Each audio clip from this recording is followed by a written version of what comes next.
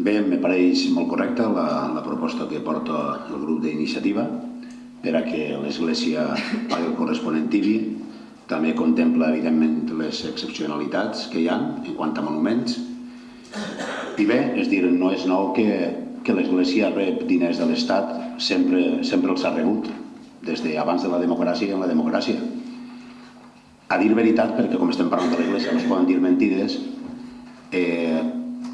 quan governava el senyor Rodríguez Zapatero rebia més diners que quan governava Aznar, curiosament.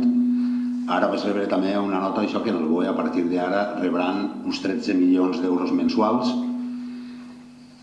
Per tant, diguem, l'Església avui en dia també està funcionant d'una manera que pareix una empresa més bé normal, no? Com una empresa com una altra.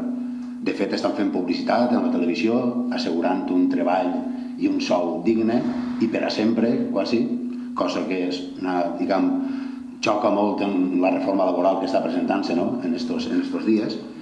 Per tant, pensem que és correcte perquè, evidentment, si s'obtenen lucre dels edificis que tenen, és normal que paguen també.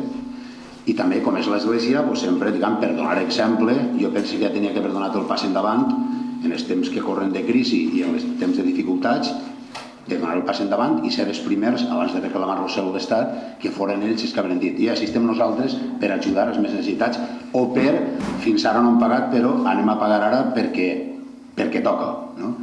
Per tant, estem conformes en aquesta proposta i anem a votar a favor. Gràcies. De res, senyor Esteve.